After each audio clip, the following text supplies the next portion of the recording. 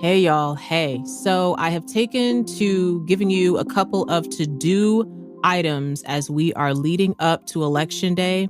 As of the release of this episode, we are 20 days from Election Day. So here are some to-do items to think about for this week coming up. Number one, make sure you come up with your voting plan. Decide if you want to vote with an absentee ballot or if you would like to cast your vote in person, okay? And if you decide that you want to vote with an absentee ballot, there are many great websites that you can check out to make sure that you can fill out your application for your absentee ballot, as well as finding out how to get your absentee ballot to the right place. Some places are allowing you to drop it off. Some places are asking you to mail it. So you want to make sure you get all of that information. This is a part of coming up with your voting plan, right?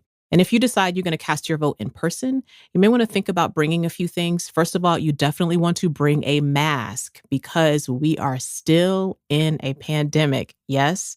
You may want to bring a chair if there are going to be long lines of waiting in case you may need to have a seat for a while, right? You may need some snacks or water or hand sanitizer or disinfectant wipes. Think about the things that might be a little bit of a survival kit of sorts that you could have with you if you are going to cast your vote in person, okay? Also, my number two thing to tell you is to make sure that you vote early if possible, okay? We are 20 days from Election Day today. That means there are probably most states, counties, cities that are going to have some early voting available for you. Try and do that if you can. What that does is sort of evens out the amount of us that are going to vote. And we are hoping huge amounts of people are going to vote, right? We want to make sure you do that as early as possible. Hopefully that will decrease the wait and make it so that people who are not able to vote early can have Election Day to vote if that's the only time for them, okay? To help with your voting plan, visit rockthevote.org. I'm trying to give shout outs to some sites that are really helpful. If you know of any other sites that you recommend, please let me know on social media. I would love to hear that. And if you forget all these links and stuff, you can go to the show notes at amenabrown.com/her with Amena and find out all this information there. And my third to-do item for you is if you are available, sign up to be a poll worker. Here in Georgia, where I live, all of the times that I have gone to vote, most of the poll workers have been elders in our community.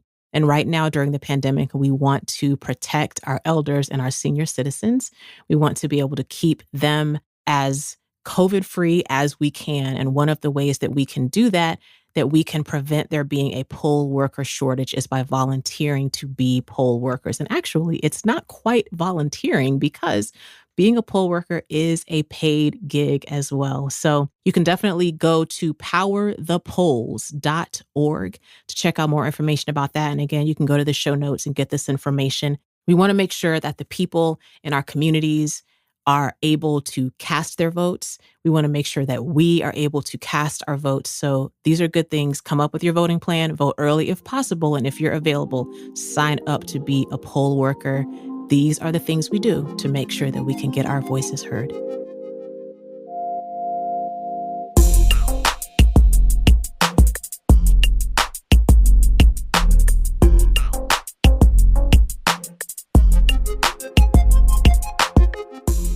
Hey, everybody. Another episode of Her with Amena Brown. And I am happy to be back here with y'all. This is so great. We're like finding a rhythm. You know, I'm hearing from y'all, getting some ratings and reviews. I love to see it. I love to get to interact with you. So please comment, email, smoke signal, whatever you have, send me those things. I want to hear from you. So one thing I discovered about myself recently is what kind of alcohol beverage I prefer. I am a late bloomer, people. So I know I just turned 40 years old and I'm just now figuring this out. And I don't know. You may go through different seasons of time knowing what kind of drink person you are. In general, I am a lightweight, meaning, I have one or two drinks and that's a wrap for me. I also realize I don't always pace myself very well in how quickly I am taking on the drink. So that might be an issue too. But I want to announce to you all something that I have discovered about myself. I want to share it with you. I have discovered that I am a cocktail lady. I thought for a while that I was a wine lady, you know, kind of like how when you're watching like Real Housewives, almost all of the franchises, it's all built around at some point somebody in somebody's house gathering around a glass of wine. And I was like, maybe I am this lady. But I have discovered through a homemade mojito that I am a cocktail lady. I enjoy that there's all this like creativity that you can put into it. There are these herbs and fruits and essence of the this and that you can pair with it. So I would like your favorite cocktail recipes. I would like you to hit me up on the socials and tell me what are your favorite cocktails and what are your favorite cocktail recipes? Because, this pandemic time, and we still are in a pandemic, everyone. Just wanted to say that out loud in case it's, hard to remember. But we are still in the middle of a pandemic. So we are still needing to try our best to not have to go out a lot for unnecessary things.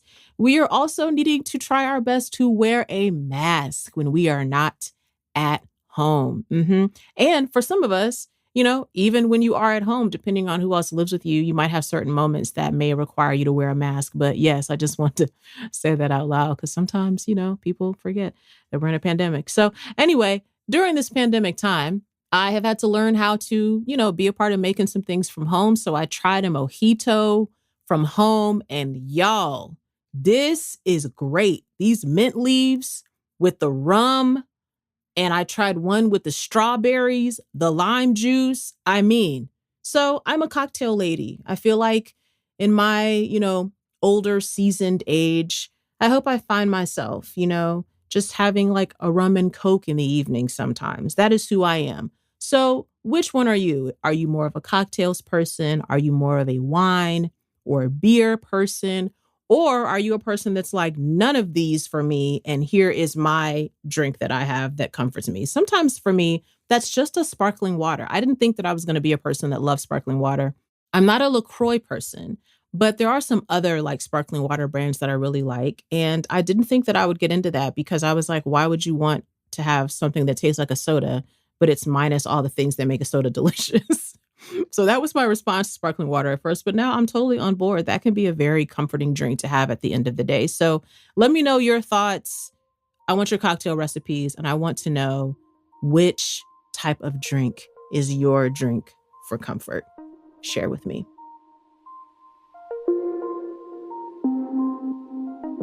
So I want to talk about something that I have experienced, that many people have experienced, and that is being broke.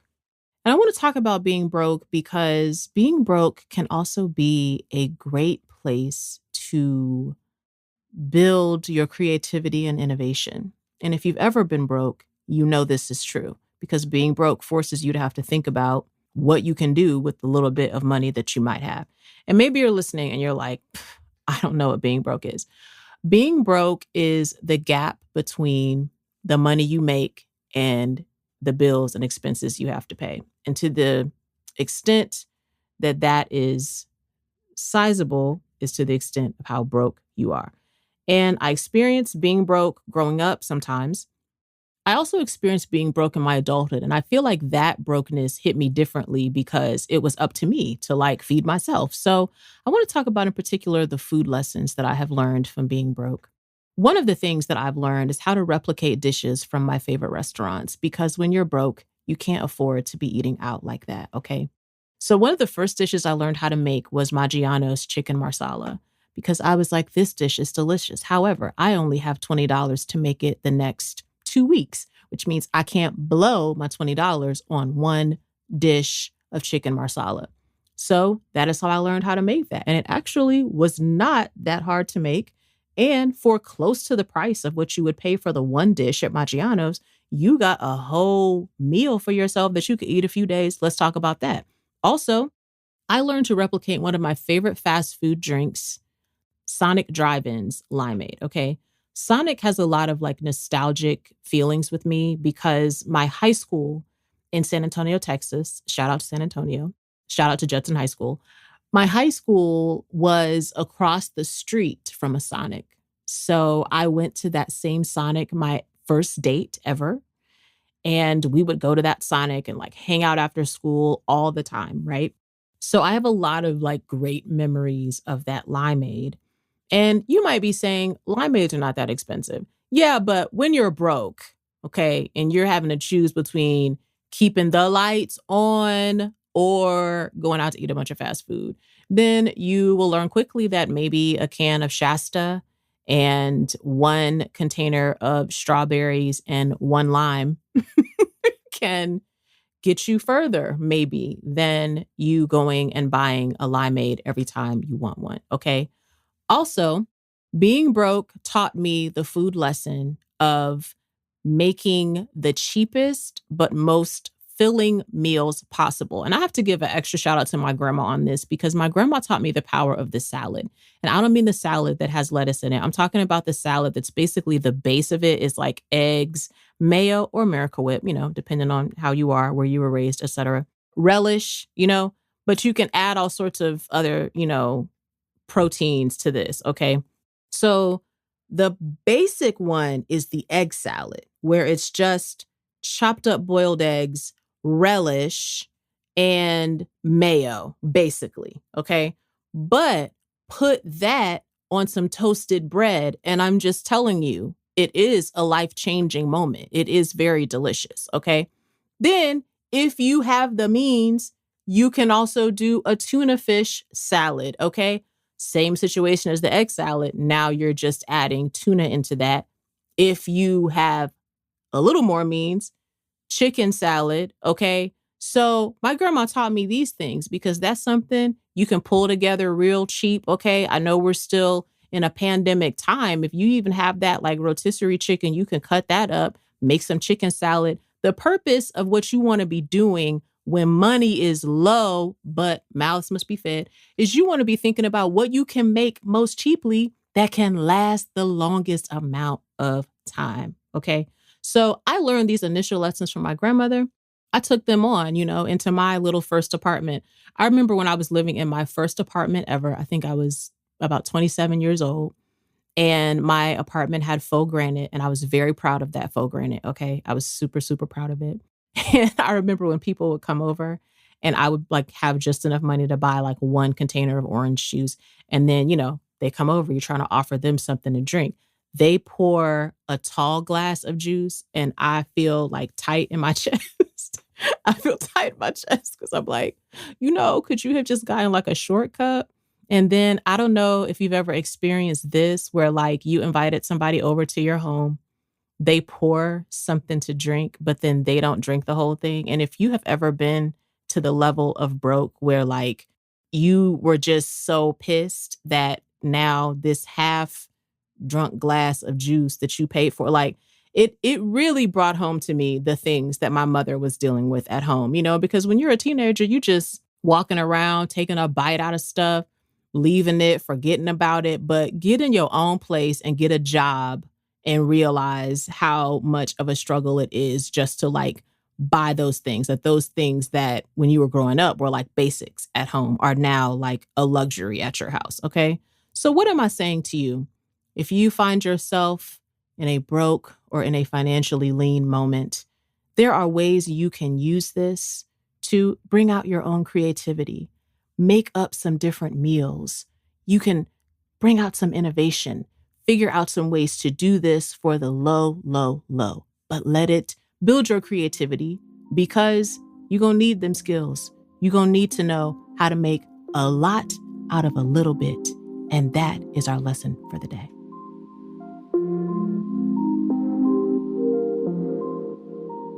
This week, I'm really excited to welcome Ifeoma Ike to Her living room.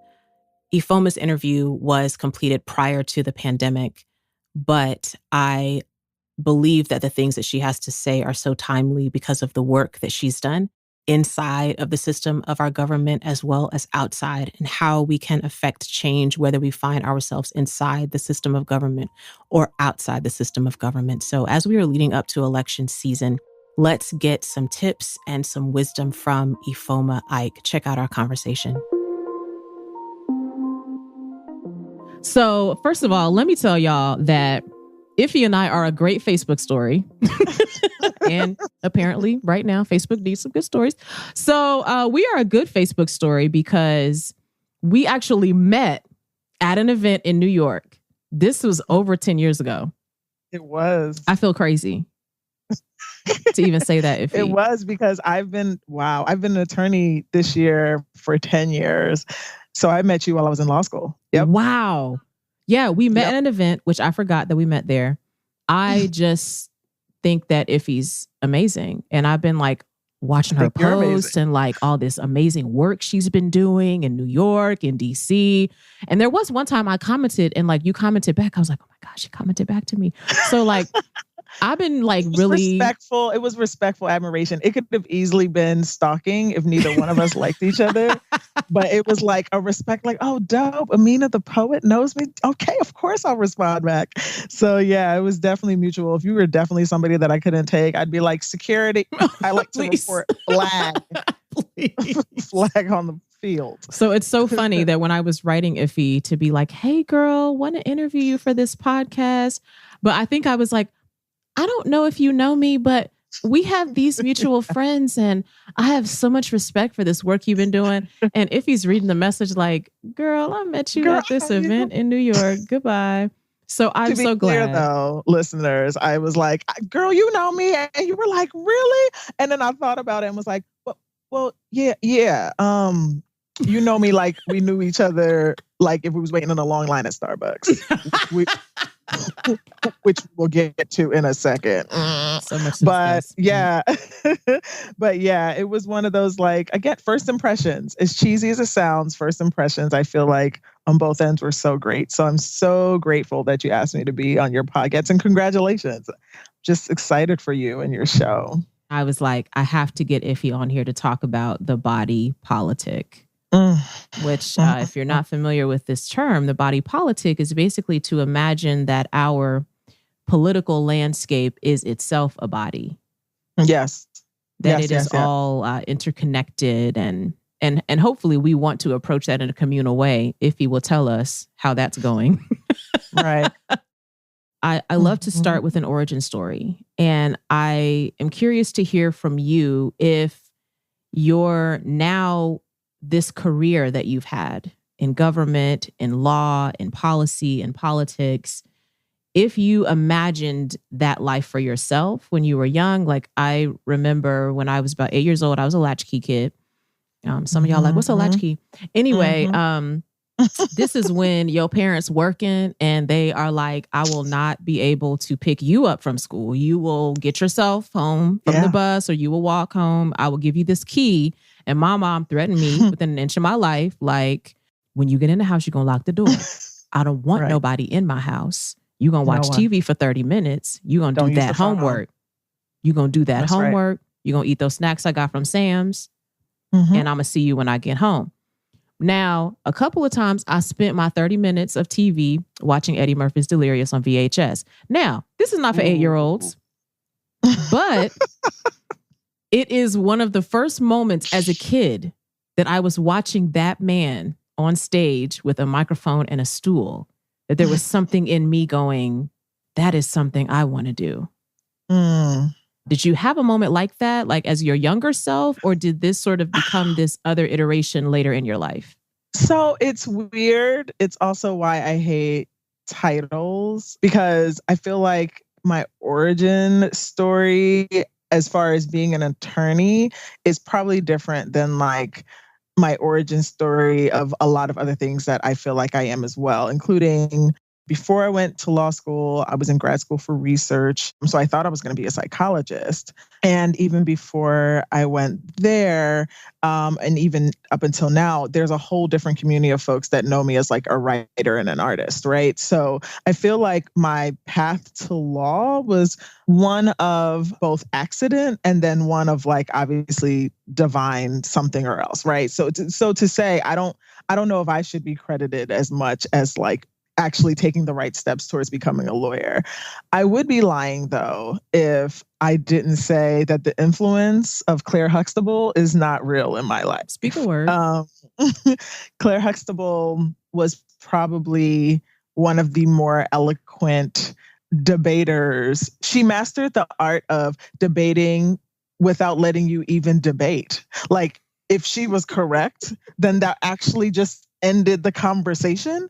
And in a Nigerian household where the only thing that ends a conversation was my father, who I still believe is the original lawyer in my family, I think I was looking for, like, I've always been a nerdy kid and I always had a lot of information, but I was always looking for, like, what are the examples of people that could beat my father? And I'm pretty sure Claire Huxtable could beat, I'm pretty sure Felicia Rashad to this day could beat my father in an argument. And that gives me so much joy. So I would say that looking back, that was probably like a very subliminal messaging tool that just allowed me to at least know that I could do it, right? That I at least knew I could debate. And growing up in an immigrant family as the oldest of 5, our journeys are often not as discussed. And I think, especially when you're in a Nigerian household and people talk about like, oh, you guys are, well, depending on who you talk to, we're either really brilliant or we're the senders of like an email scam that I'm on behalf of my community. I'm sorry. Dear. But I will say that like there are all these assumptions that like you have to have been well off. You have to have always been great in all of your subjects. Math and science had to been like your strongest subjects. And I will say that math and science were actually strong. Math more than science. Math was a strong subject for me all through my life. Science, not so much. And it actually wasn't until high school that I actually started like literally becoming this like lover of all things science. And I think the combination of math, science, and of course my love for like art and literature is that in many sense, all of them are extremely logical. Like even in the fluidity of art, even if it's just logical to the maker, it's still logical, right? And I just wanted to be a part of something that made sense. I loved solving problems. Geometry was like amazing because geometry to me was like Tetris. Like, okay, well, if this is a square, prove it, right? And so that I think coupled with the fact that like as I got older and became a little bit more socially aware of my being, first my Blackness, then my immigrantness, then my poorness, right? I will say that it actually took some time, and we'll talk about this later, for me to also add like what gender and orientation and all those things, how they played into my life. Because if we're honest with ourselves as Black girls, we're not often taught about the injustices that we face as girls. We're taught the injustices we face as Black people. So that was very prominent for me. And I was always looking with how to address those issues. But I also happened to be in environments where I wasn't necessarily with other people that I would consider today as comrades, right? So I went undergrad and grad school in West Virginia University, not exactly the backdrop of diversity.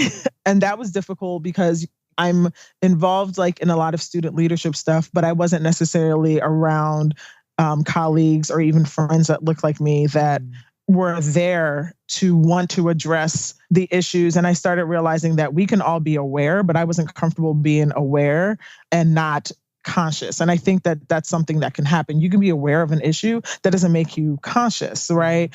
Fast forward, during law school, my grandmother was murdered. She was murdered in Nigeria. And that tripped me out because I had a lot of questions for my parents. And I remember asking, who's going to investigate this? And they both gave me this look like, what the heck are you talking about? And that's when I think my global awareness was at least highlighted to know that like every country doesn't have at least the tools or the words on paper like we have in the United States. And for those that even have that, because their situations and their traditions and norms are just as corruptible, just corrupted in a different way, that I also didn't have. I wasn't equipped to like, know who to call in Nigeria to be like, can you investigate the murder of my grandmother? So in a weird way, I kind of always knew that law and justice are not the same thing. And I'm also very clear that we've never really seen justice in the way that it's romanticized as something that's an outlet that all people deserve. But I do think that I've always been interested in like understanding the foundations of this thing called justice that I think in a lot of ways Americanness is like, it romanticizes it. And then B, sharing that knowledge with other communities and recognizing that, like, whether it's law or research, which was its own space of frustration, that our communities are severely, we're either underrepresented as subject matters or we're underestimated as far as service. So it's kind of a tricky route how I got there. I think when I was younger, I felt like I remember distinctly saying I was going to be a doctor. Half of my scholarships for undergrad were in engineering and the other half were like in pharmacy. So I was definitely always that confused kid. I also write with both hands. So I'm always like confused. I'm always like, no, I want to, of course, jump rope and solve this, physics problem at the same damn time. Like, I'm always like all over the place. But I think law at least keeps me grounded as to like understanding the rules as it's been presented to us and then finding ways to disrupt the same system that we've been told to be in love with, right? And that's a challenge. And I don't even think I've mastered that. I feel like I'm still in that process. But that is kind of my origin story as far as law. Tell me more about law school.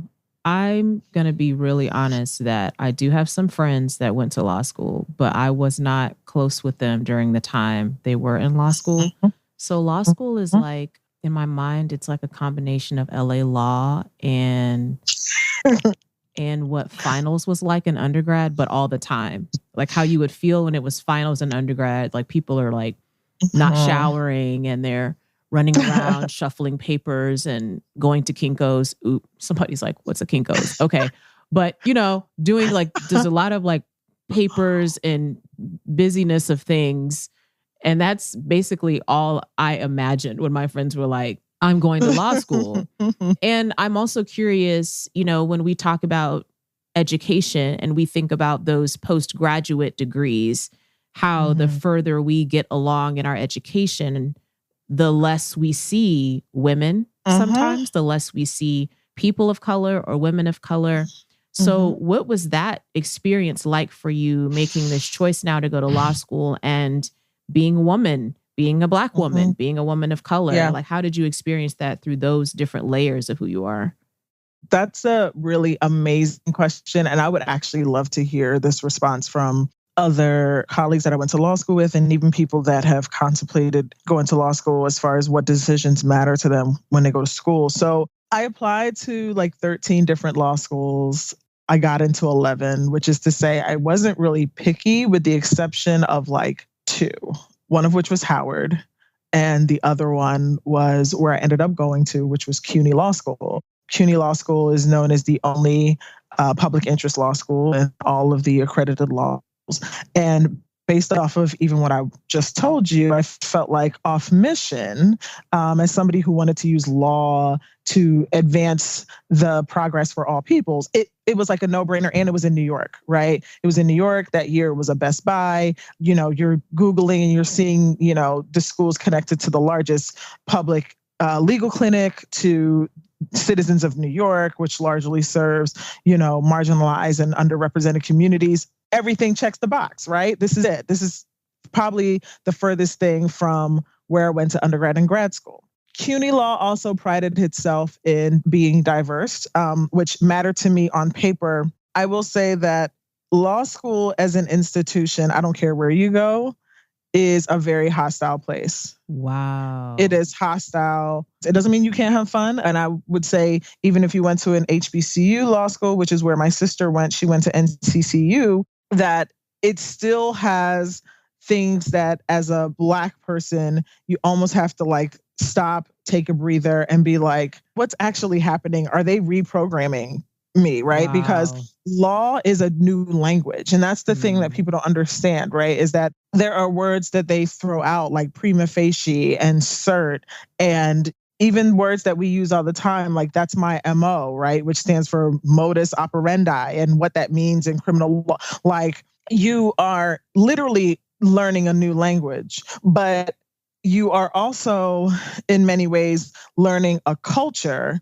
And when you're in a space where you're learning so much information and a culture, you don't have a lot of moments to stop and question either, right? Like, why are some of these things called the way that they're called? Or why are there certain exceptions for, or certain procedures that apply to criminal court cases that don't apply to civil court cases? And how do those distinctions impact a system that incarcerates people of color, right? Like things like that. You're there trying to figure out how you're going to get out semester by semester, not even in 3 years. The 3 years actually goes by really quickly. It's the semester by semester feeling that you accurately mentioned is like a perpetual, you feel like you're being tested every day. So CUNY law was progressive, but like most schools, was not equitable. They still had some racial issues.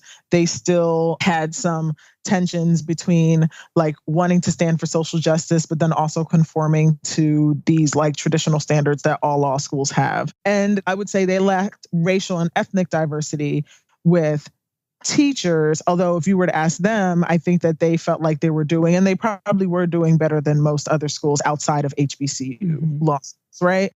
This year marks my 10-year graduation from law school, and I am frequently asked to speak at my JD alma mater. I also went to GW in DC for my LLM, but I speak to students and I tell them what like the truth when I'm asked about my experience, but I also tell them that like it's not that much better anywhere else, right? Like in some ways, it's like you kind of got to grin and bear it. You will have amazing opportunities. You'll build a tribe, you'll build a squad.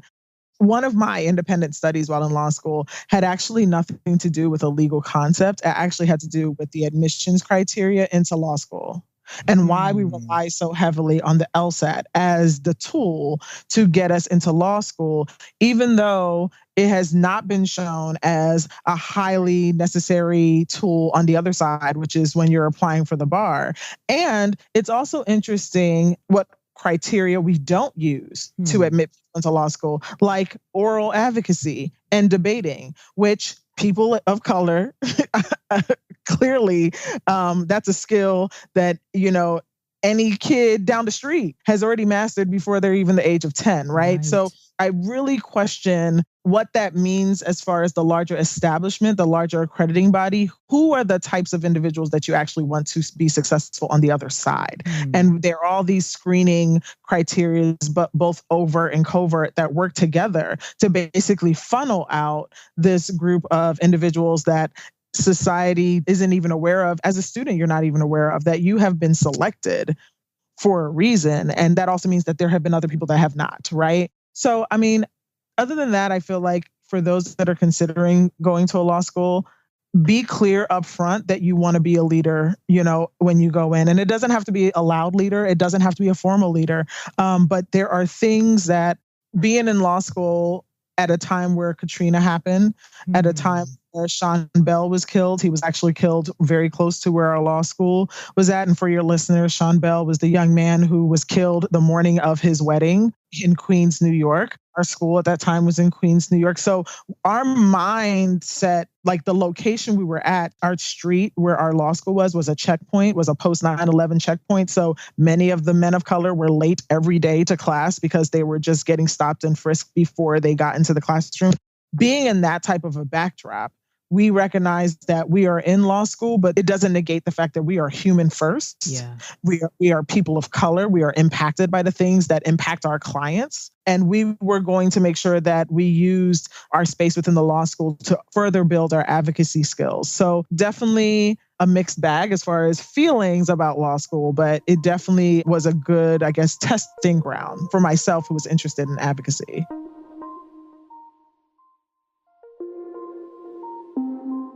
One of the things I hear in that story, and that I also hear reflected in Polity, so for those of you who have not subscribed, listen now and subscribe to Polity. You need to do this. But one of the things that you and Turquoise have talked about is the importance of affecting change. And that sometimes when we are sort of entering what we're thinking, this is a field where, you know, I will be able to affect change. That sometimes there are things that happen that in a PR way, or, you know, in a Right. thing that looked good for a photograph or, looked good on a video, but actually didn't change anything for the people who are really being impacted by the way our laws are set up. So I want to ask you, as an attorney and activist, you have been a part of affecting change while working inside of the government system, which takes its own sense of grace to even do, because you're affecting change inside of a system that wasn't built for everyone and is broken in a lot of ways, but you are going inside there to affect change. And you also have done work where you have worked to affect change outside of that system. So what's it like to have both of those experiences, to affect change inside of a system and outside of it as well?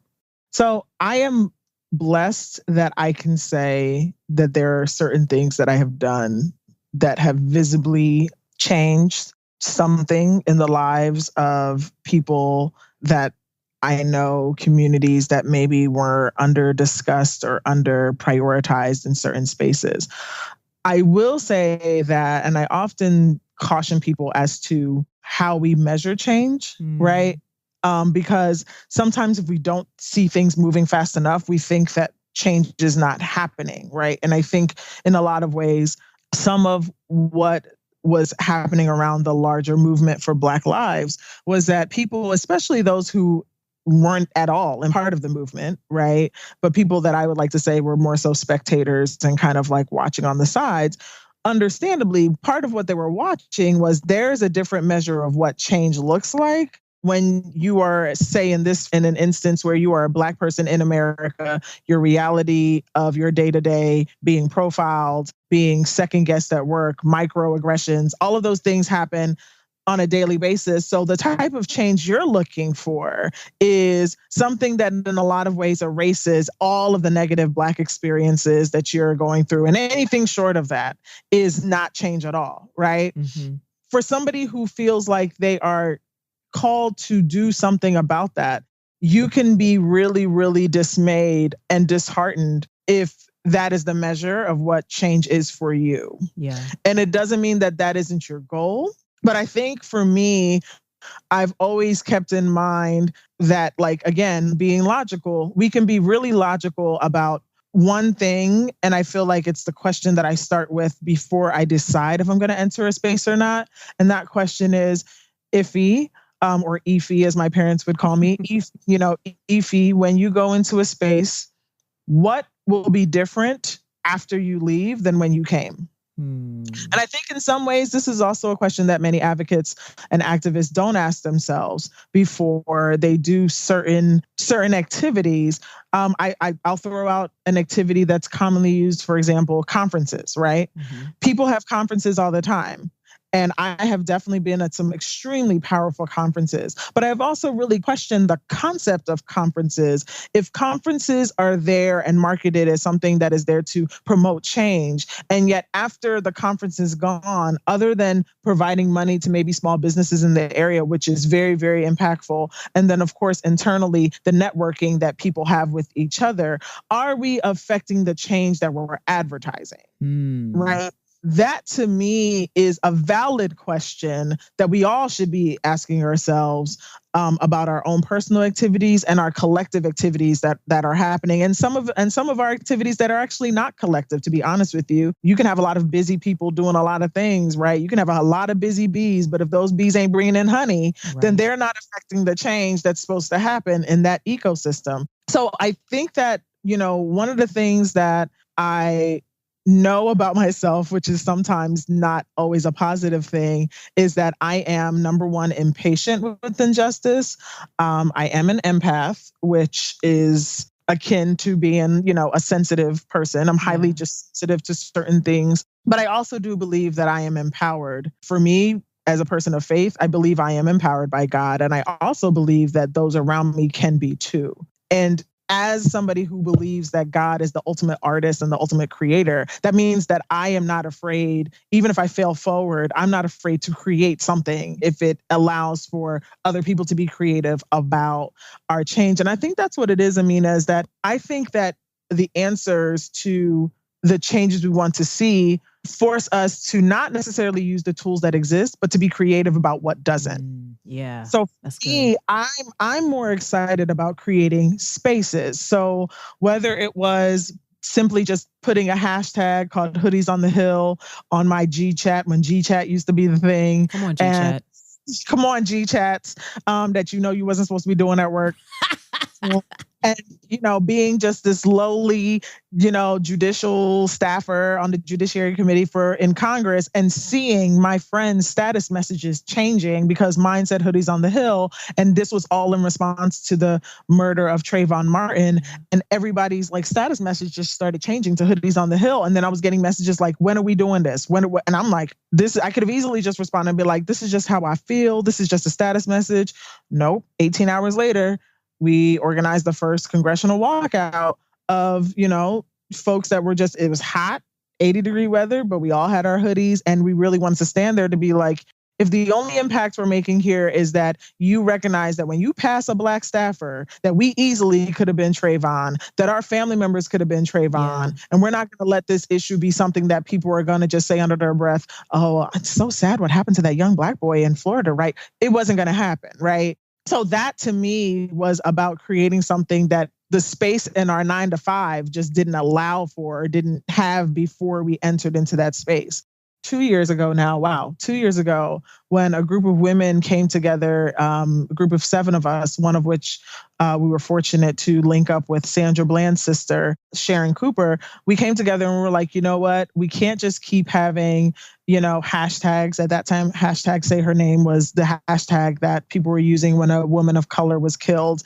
We can't just keep talking about the inequities of Black women and girls. We actually need to create space for it.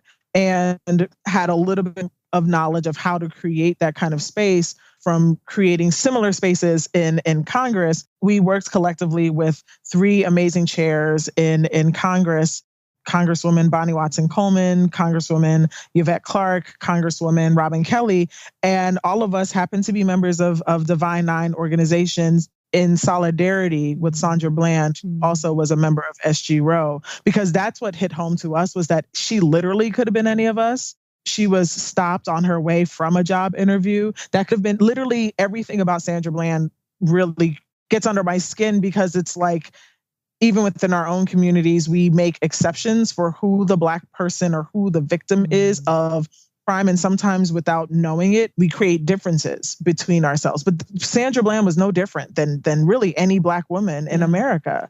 And we urged them to create what is now the Congressional Caucus on Black Women and Girls. And anytime I am asked to come speak or help collaborate, or I'm just in that space, or I'm invited to one of the members' district events in their districts, and I see the floods of women, girls, men, non-gender conforming individuals just wanting a space to talk about their issues with elected officials that now are going to carry their issues with them on their backs as their burdens. It really kind of trips me out as to like, what were we doing before this? Like, our issues just weren't as much in the front and center before this. So anyway, I could ramble and ramble and ramble about it, but I do think that for people that feel like I want to make change, let me tell you where my change making started. I didn't know nothing about nothing when people were talking about, for us, I think it was called recycling. We've now evolved to say climate change, but the whole recycling era, for any of folks that are part of the 80s babies crew, like recycling was like a big thing. You got to put your cans, you got to put your papers here and whatever. And I remember feeling like, oh, this is kind of huge. How do I get people around me to talk about it more? And I made like a little crossword puzzle, because I was like infatuated with like crossword puzzles, and decided to start making like games around it to share with people my age, because I figured we like games, to just help them understand what terms are around recycling. It didn't really go far, because ain't nobody in the hood in Trenton really give 2 craps about pollution and recycling, to be very honest. We had bigger issues at that time, but I was less concerned about whether or not I would be received. I was more concerned about how I could then connect with more people about something that may just not be that interesting. And I think that is the challenge of the Today Advocate. It is just as important for us to break down the tax bill that just got passed in December as it is to talk about patrons in Starbucks being, asked to leave. Excuse me, asked to leave would have been polite. Being arrested for being Black while waiting for their friend at a Starbucks. Both are just as important. One may just be a little bit more complicated, right? Yeah. And so I do think that in many spaces, those who are effective at connecting with communities that are impacted by policies that maybe they don't know about, we need to start almost like deploying troops into other categories so we can better explain these issues so that all of our people can be informed and that, it can maybe spark something in somebody who's like, you know what, I do want to make a difference. I just need more information about how, right? Yeah. Yeah. Oh, that's so good. And it makes me think about how, even hearing you describe some of this, how politics is a language. I think you said that. Politics is a language. Law is a language. And some people are more privy than others to what the language is, to how to interpret that, to how to discern what's being said. I was telling you earlier how when I was growing up, I was going to these AP classes and we would have our English AP class had like a current events assignment where you had to, write about a current event or something. And I would watch all my other classmates come in and share their interpretations of this current event that they pulled from like the Wall Street Journal and US News and World Report, these publications that some I had heard of, some I hadn't. In my house, my mom, we had different things. We had, James Baldwin and Toni Morrison and Alice Walker, that was more my mom's, stuff that she read. But I remember them talking about some of those things and discussing the law and discussing how they were interpreting what they read and feeling really intimidated because I didn't understand a word they said or because I would not have known how to articulate that. Why is it important, particularly for marginalized people, to understand politics, to understand what it is that's happening? So one of the things that I hope everyone who's listening to this show, if they haven't been affirmed ever before, I want to affirm to everyone that's listening that whether you understand politics or not, you yourself as a being are political, right? Yeah. If you accept that you are political, then you are entitled and you are more than welcomed to act within that political framework, which means also empowering yourself with more information, but also recognize that even if you don't have the language, your experience is enough. So even as you were speaking, one of the things that I find that's so interesting and politicized is data. Everybody wants to talk about data. Now we have Twitter and you can literally select within an hour, see tweets that come from Newsweek, New York Times, USA Today, Washington Post, Center for American Progress. Like you could see research and research upon research from experts that are paid to basically give in the space of like socio-political context to give analysis on domestic issues that impact our lives. Those people are seen as experts. Those people are seen as the ones that they did the research, they ran the numbers. That is what we typically would call quantitative data, right? But we also have qualitative data. And what is interesting about every headline that I see when it's like, 40% of millennials don't see race, or studies show that Black women are treated differently at the doctors. Ask any Keisha, Pam, Lil Kim that you know, Serena Williams that you know, and they be like, yeah, I've been told y'all that. Right. And the problem is nobody captures the, yeah, I've been told you that. Yeah, I've been told you that is data. That is a survey. Yeah. That is qualitative data. You all are only getting paid to affirm what we've been telling y'all since the beginning of time. So for me, we need to devise a different way to invite people as the political beings that they are. As a Black woman from an immigrant family, I have no choice but to be political.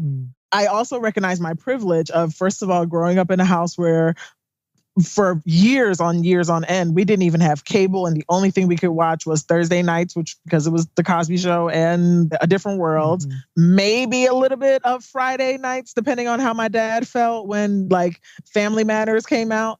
But everything else was like PBS and news. Like that was it.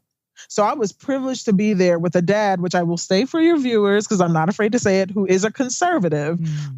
For the longest, I was being groomed with that mindset, right? I was being taught and basically being brainwashed, and we're all being taught by someone. If you're not actively teaching yourself, you're being taught by something, right? And it wasn't until I started doing my own research that I'm like, some of these policies don't really help us as a people. This isn't really the thing. But I do think that to your question of how important is it for us to be, to be political and understand the political language, it does require being uncomfortable sometimes and being immersed in spaces where literally all that's happening is the words around you, even if they sound like jumble, they are swarming your presence, right? And so part of the reason why Turquoise and I created Polity was not necessarily because we wanted to sound like the most eloquent people in the world, not because we wanted to sound like everything we were saying was per se like fact. We wanted to invite people as they are, as we are. We wake up and do it at 5:45 in the morning, so bless your heart. There's a lot of truth that comes in at that time because we haven't had time to code switch yet. So we wake up intentionally as two Black women with all of our experiences, all of our education and lack thereof, to talk about issues that we feel like are, interesting. And we hope that other people get to hear it and be like, maybe I'll Google it later. And we are encouraged when we do hear that people are like, I didn't know that. That we feel like is some type of change, just that spark. To your point, really quickly before we transition to talk about how political our lives are, there's a really great study that talks about the number of words an average white kid listens to just from the mere fact of two white parents versus what a Black kid listens to, regardless of whether they have one parent, two parent, what have you. And that study is compelling to me because what they're talking about is the influence without a child even thinking that words can have, that exposure can have.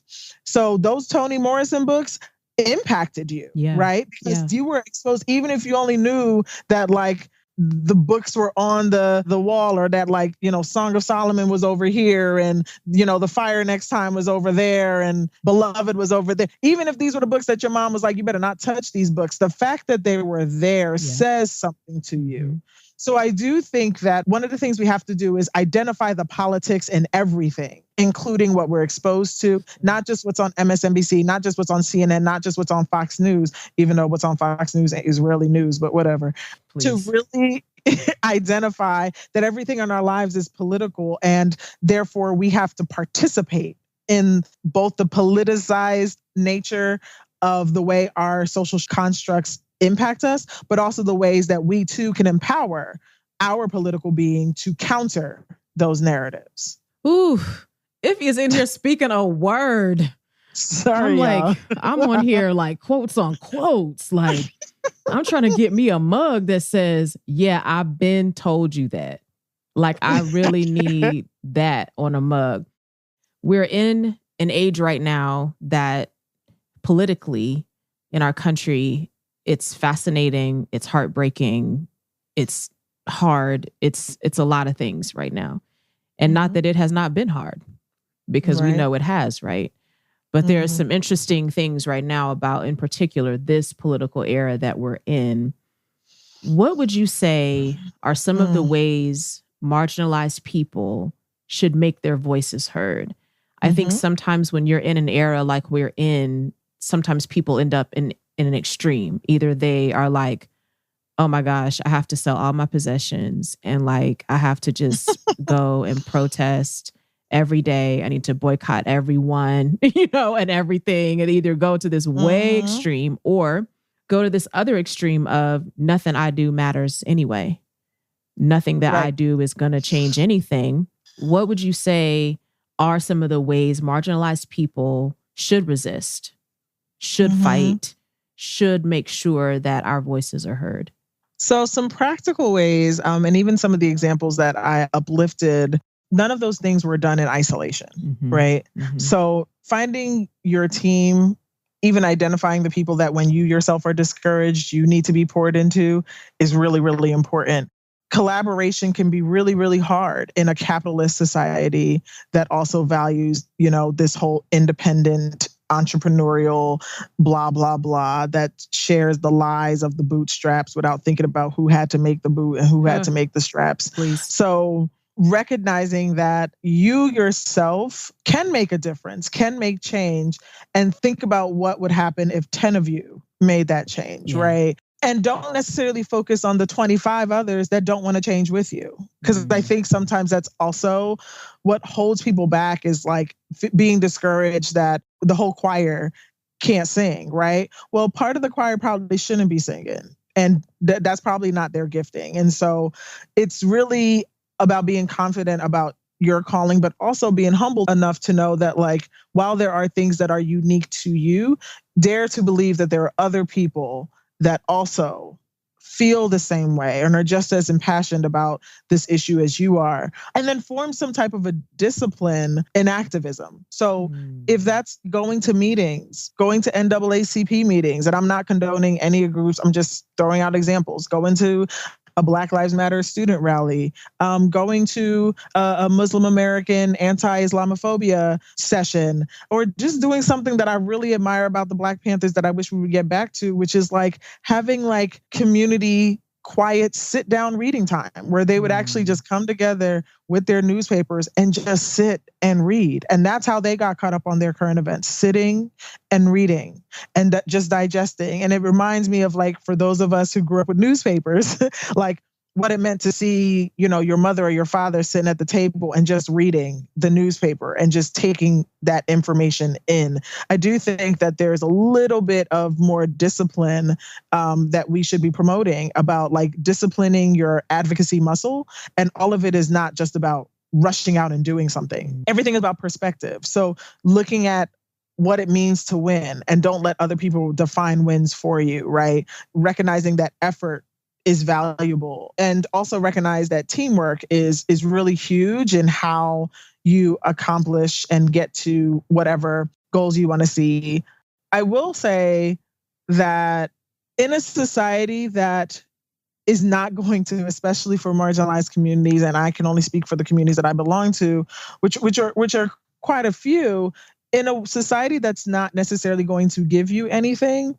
What I appreciate about your podcast, what I appreciate about Polity, is that, look, we don't have to be the only ones doing this, right? There are so many free tools out there to allow you to let your voice be heard. Let the voices of other people be heard. Use that phone that you pay all that money every month for and take videos of what is going on in your community. If you want to sing about it, do it through song. If it's visually, do it visually. If you're a really good, event organizer, try to find some space. Maybe it's the local Y, maybe it's the Boys and Girls Club. Invite people in your community to use art as a way to express both their hurt and their dreams.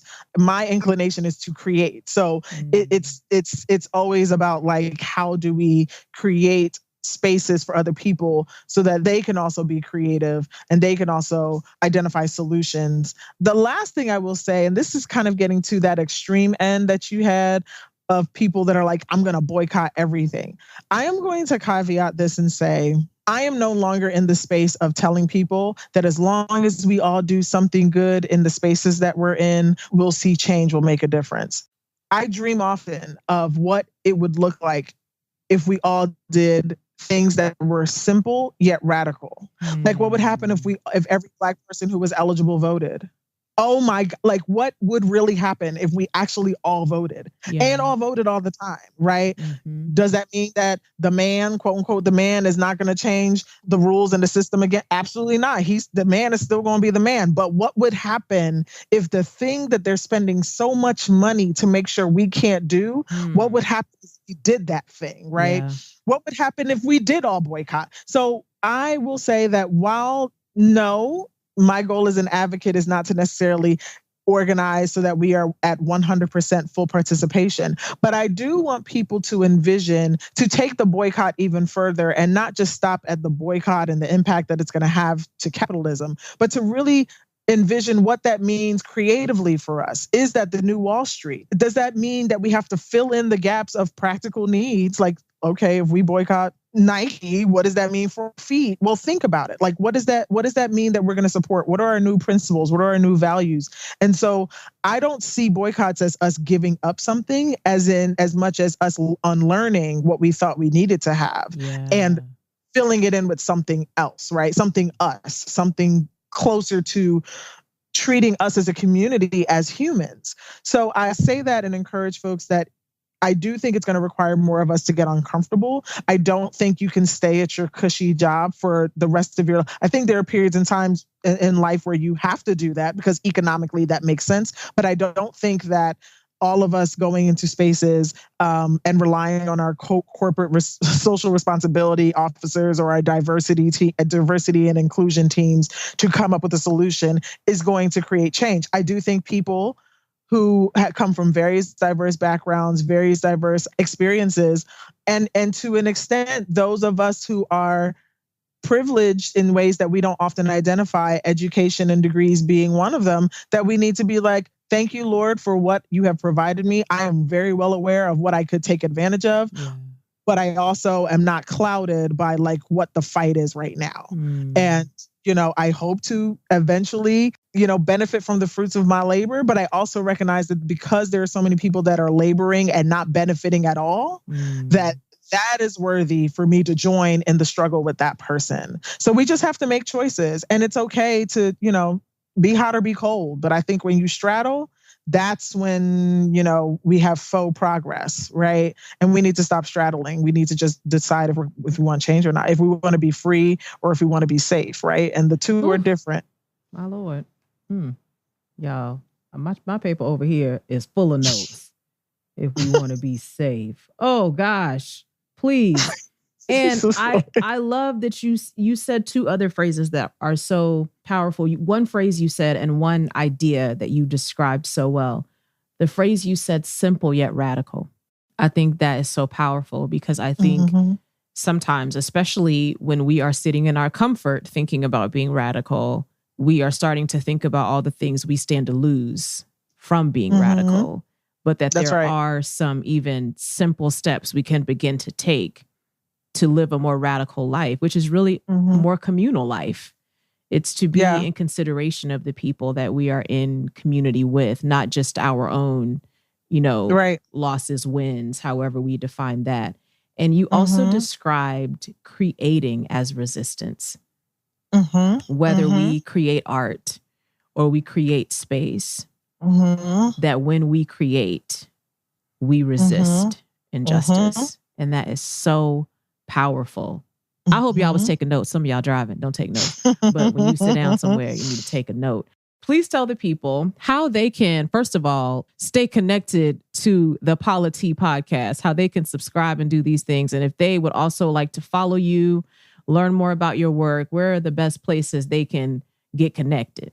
Best place to go to with all of our Facebook, Insta, and every podcast outlet that we are on. Best place to go to is politypodcast.com. That's POLITEAPODCAST.com. And you can literally get to all of those outlets there, including hearing the latest episode for our podcast. We also, if you want to go straight to Instagram or Twitter, we are at polity_podcast.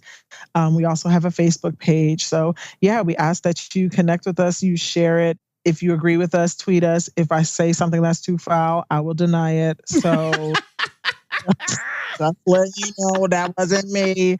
So we're trying to blow me up in no conference or be like, what did you say on such and such? It was early, okay? It was early in the morning. Be graceful. I love it. Ify, thank you so much.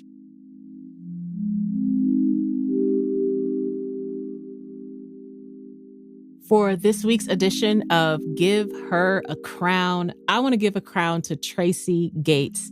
Tracy Gates is the owner of Busy Bees here in Atlanta, which is my favorite soul food restaurant in Atlanta. And I want to give Tracy Gates a crown because Busy Bees has been a long established, not only a restaurant for just having fabulous food and fabulous soul food, but also being a restaurant that has been so central in the Black community for the civil rights movement. And also they have just banging fried chicken. Is like, I make mac and cheese at my house, okay? Like, I am the person in my family that makes mac and cheese for all family gatherings. And when I have Busy Bees mac and cheese, I still can't quite figure out why my mac and cheese don't taste like that. So I want to give a special shout out to Tracy Gates. I want to give her a crown for being a Black woman and business owner of one of Atlanta's most legacy soul food restaurants, for keeping our cuisine and our culture right at the forefront. Tracy Gates, thank you for doing that. And thank you for making sure that we have a wonderful supply of fantastic dinner rolls, fried chicken, oxtails, ham hocks. I could go on, okay? Tracy Gates, you deserve that crown, sis.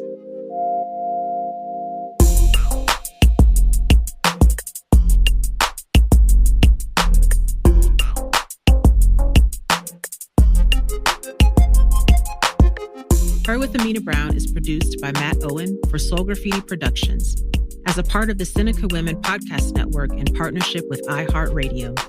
Thanks for listening, and don't forget to subscribe, rate, and review the podcast.